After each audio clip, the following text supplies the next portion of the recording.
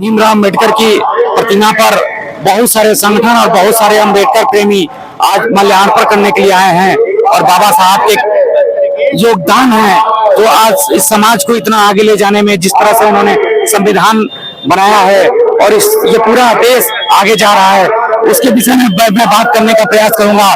मेरे सामने एक व्यक्ति हैं और कुछ कहना चाहते हैं। तो आज के दिन को आप किस तरह से देखते हैं?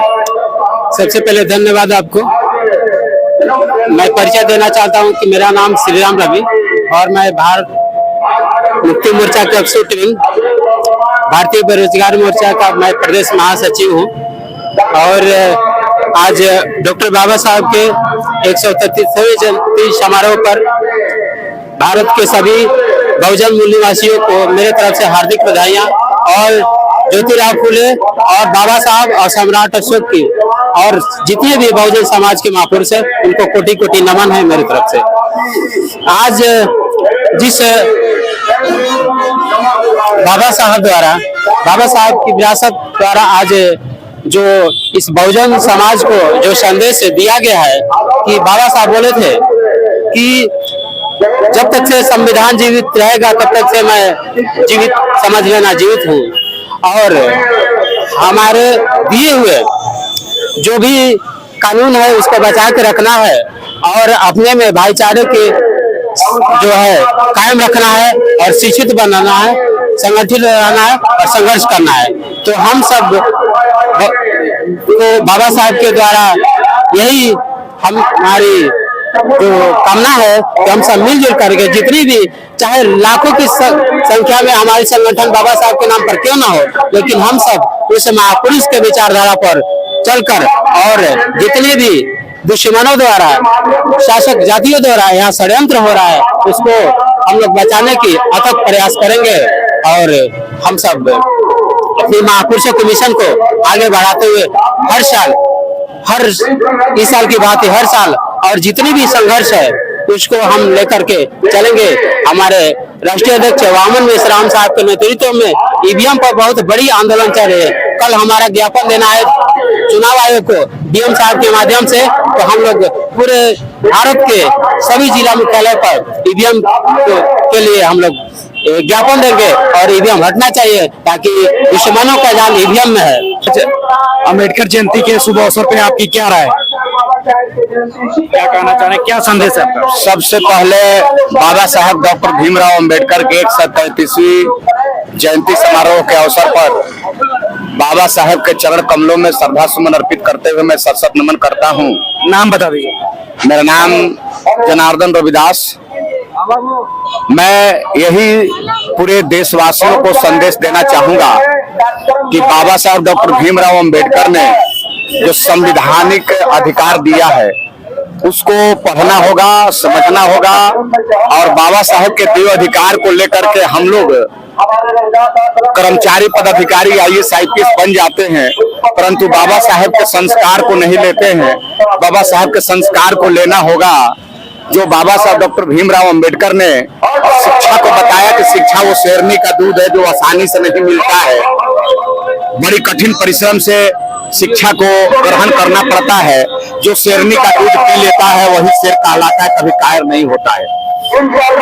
आपने बाबा साहब के संस्कार का बात कहा, क्या है बाबा साहब का संस्कार? संस्कार ये है समता, विषमता से समता मूलक समाज का निर्माण करना, गैर बराबरी से बराबरी और समानता का अधिकार, मौलिक अधिकार सबको मिलना चाहिए। छुआछूत, भेदभाव, नीच ऊंच, जात पात, कर्म कांड ये बंद होना चाहिए। ये बाबा साहब का संस्कार है। ये कैसे आएगा? हाँ, कैसे आएगा? ये शिक्षित होने से आएगा। जब हमारा समाज शिक्षित होगा, बाबा साहब के लिखे हुए संपूर्ण वांग्मय को पढ़ना होगा। बाबा साहब के जाति का जो भेद है उसको पढ़ना होगा। जाति भेद का शिक्षा कैसे आएगी? शिक्षा आएगी जो हमारे पढ़े लिखे लोग हैं, हर डिस्ट्रिक्ट में, हर प्रखंड में, हर पंचायत में अम्बेडकर पुस्तकालय खोले। अम्बेडकर पुस्तकालय खोल करके वहां पर यूपीएससी, बीपीएससी आईएएस आईपीएस की तैयारी के लिए, मेडिकल, जुडिशियरी, इंजीनियरिंग, एसएससी तैयारी के लिए पुस्तक खरीद के दे। हमारे बच्चे जो इसमें सरकार का किस तरह से रोल देखते हैं आप? सरकार हमारी होगी तो अपने आप व्यवस्था हो जाएगा। हमारी सरकार नहीं बोल रहे हैं कि हमारे लोग शिक्षित होंगे तो व्यवस्थाएं बदलेंगी, तो उसके लिए रोजगार चाहिए ना। कोई भी आदमी चाहता तो है शिक्षित हो, लेकिन उसको रोजगार नहीं है, अपने बच्चों को लगा देता है काम पे। रोजगार के लिए बाबा साहब डॉक्टर बी.आर. अम्बेडकर ने 1000 व्यवस्था दिया है। हमारे समाज के लोगों को जानकारी नहीं है। मैं आपको बताना चाहता हूं कि पढ़ाओ अपने बच्चे को इसलिए नहीं कि नौकरी करना है, पढ़ाओ इसलिए कि हायर एजुकेशन अडॉप्ट करके बहुत बड़ा उद्योगपति बनना है। हमारे लोग बिजनेस में जाएंगे, सोना का दुकान खोले, कॉस्मेटिक का दुकान खोले, किराना दुकान खोले, सब्जी का दुकान खोले, मास कम्युनिकेशन पढ़े, मीडिया में जाए, पब्लिक कम्युनिकेशन का दुकान खोले। हमारा आर्थिक मुक्ति, इससे जाकर के समस्या का समाधान होगा। इसके लिए बाबा साहब ने उद्यमी योजना, डीसीआईसी, एनएसआईसी, बहुत सारा व्यवस्था दिया है। ट्रेनिंग करने का कौशल विकास योजना है कि कौशल विकास योजना से ट्रेनिंग कीजिएगा, 4 महीना, 9 महीना, 6 महीना का तो सर्टिफिकेट मिलेगा। उस सर्टिफिकेट के आधार पर आपको बैंक 35% सब्सिडी पर आपको बैंक लोन देगा। उस लोन से आप लेकर के बिजनेस कीजिए, नशा मुक्त समाज बनिए, अपने बच्चे को एक टाइम मत खाइए, एक रोटी कम खाइए, कपड़ा मत पहनिए, अपने बच्चे को हायर एजुकेशन दीजिए, ऑटोमेटिक आर्थिक मुक्ति आ जाएगी। आर्थिक मुक्ति आ जाएगी तो उसको वोट का अधिकार पता चल जाएगा कि हमको कहाँ वोट देना चाहिए। आज बहुत लोग कहते हैं कि हम राम को ले आकर बैठा दिए, इसके पहले राम नहीं थे क्या? मैं जानना चाहता हूं उसके पहले राम कहां थे? और राम का मंदिर अयोध्या में बन गया तो जो लोग ये कहते हैं कि राम का मंदिर अयोध्या में बन गया, उनसे मैं मांग करना चाहता हूं, इंडिया बहुत लंबा चौड़ा देश है, पूरे देश के सभी लोग अयोध्या नहीं पहुंच पाएंगे। इसलिए मैं उनसे कहना चाहता हूं कि राम मंदिर जब विकास का तुम्हारा ये बहुत बड़ा मुद्दा है कि हमने विकास कर दिया राम मंदिर बना करके, तो एक काम करो, हर डिस्ट्रिक्ट में एक राम का मंदिर बना दो, विकास हो जाएगा। जैसा अयोध्या में बनवाया है वैसा ही हर डिस्ट्रिक्ट में एक राम मंदिर बना दो। अरे राम मंदिर बनाने से विकास नहीं होगा। हर डिस्ट्रिक्ट में जितना पैसा लगा करके 18,000 करोड़ लगा करके तुमने राम का मंदिर बनाया और 20,000 करोड़ रुपया उसके प्रचार में खर्च किया, उतना पैसा खर्च करके यूनिवर्सिटी बन जाए, हॉस्पिटल बन जाए, कॉलेज बन जाए, शिक्षा का व्यवस्था हो जाए, देखिए भारत हमारा विश्व गुरु बन जाएगा।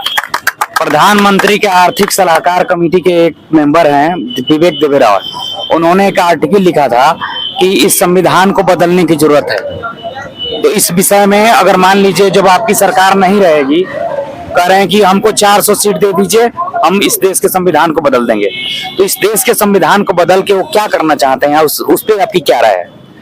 पहले जान लीजिए कि बाबा साहब का संविधान अगर नहीं रहता तो आदरणीय प्रधानमंत्री जी के जो सलाहकार हैं वो आईएएस नहीं बनते। पहले ये जान लीजिए, ये बाबा साहब डॉक्टर बी.आर. अम्बेडकर का देन है कि वो आईएएस बन गए। तो कि बाबा साहब के संविधान के पहले एक संविधान था, जिस संविधान के आधार पर ये देश चलता था, तो उसमें क्या अधिकार था पता है? जान लीजिए, आप मीडिया के बंधु हैं। उसमें 3 आदमी को अधिकार था कि जो बीए पास होगा, जिसके पास 15 एकड़ जमीन होगा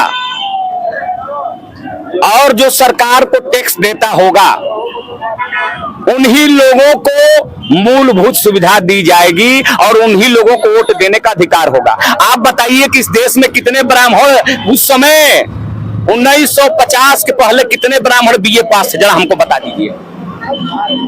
कितने ब्राह्मणों के पास 15 एकड़ जमीन था? कितने ब्राह्मण टैक्स देते थे? लेकिन बाबा साहेब डॉक्टर भीमराव अंबेडकर ने रानी के पेट का ऑपरेशन करके और 26 जनवरी 1950 को बाबा साहेब डॉक्टर बी.आर. अम्बेडकर ने बोला कि आज मैं रानी के पेट का ऑपरेशन कर दिया, आज के बाद रानी के पेट से रानी और राजा नहीं पैदा लेगा।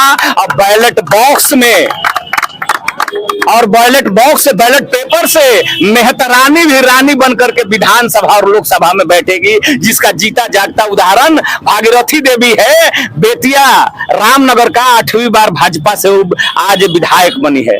ये बाबा साहब का दिन है। तो आप बताइए कि जो ओबराय जी जो बोल रहे हैं कि हम संविधान बदल देंगे, संविधान जिस दिन बदलेगा ना, उस दिन उनके माँ बहन, बेटी बहन, बहू को भी अधिकार छीना जाएगा।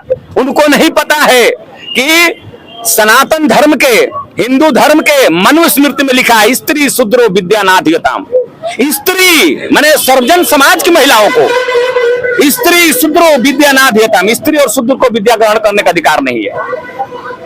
अगर उनकी माँ बहन, बेटी बहन, बहू पढ़ती है तो डॉक्टर बाबा साहब भीमराव अंबेडकर का संविधान का दिन है। जिस दिन भारत का संविधान बदल जाएगा, पुनः उनकी बेटी बहन, बहू नहीं पढ़ पाएगी। मैं आपसे एक सवाल करना चाहता हूं कि जो क्षेत्रीय पार्टियां हैं, जैसे बिहार में हम लोग हैं, बिहार का ही सासाराम शहर है, तो बिहार में छोटे छोटे जो दल हैं, जैसे उपेंद्र कुशवाहा का दल है, जीतन राम मांझी का दल है,